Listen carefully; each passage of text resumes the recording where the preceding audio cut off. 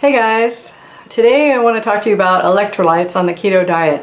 This is my third year of doing keto and I've discovered the importance of electrolytes because if I don't get enough, I get very tired and then I get these weird toe spasms that are very painful.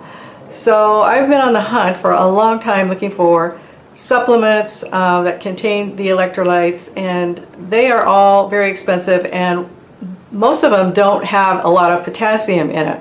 So that's the thing that it's really hard to find.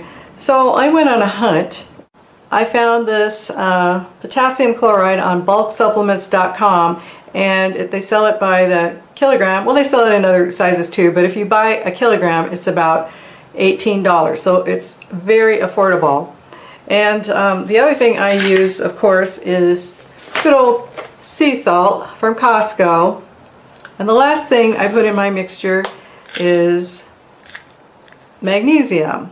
And the thing about this is pure magnesium, and most of the time you're going to find it combined with other things, and so like magnesium glycinate, and you don't really know how much actual magnesium is in those products. So this being pure, it's 500 milligrams per capsule, and I use half a capsule per day.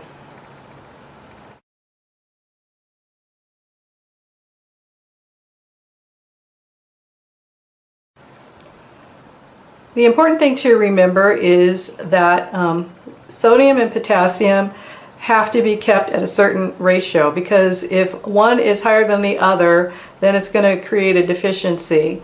So after doing some research, and there was an article written by Dr. Stephen Phinney, and he discussed electrolytes, and he says that you're supposed to have 5,000 milligrams of sodium and 4,000 milligrams of potassium. So that is the ratio that you want to keep. And for me, I decided to supplement half of that and hopefully get the rest of it from my food. So I'm going to put up a chart with the amounts that I use of each of these things.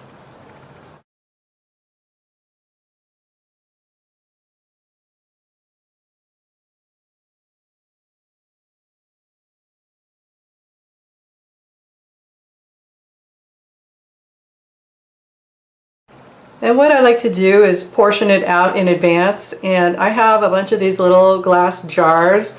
You know, some of them were for jelly. Obviously I'm not using it for jelly anymore, so I have 14 of them, and I just lay them out on the counter and I put all the different ingredients in there. So every day I can just grab one, and then I put it in a glass with a little bit of water and a squirt of water enhancer to kind of make it taste better. But you know, it's still pretty nasty stuff. Now I know a lot of people will prefer to put it in 16 ounces of water and sip it during the day, but that's not me. I like to sip on iced coffee. I don't want to sip on salty water.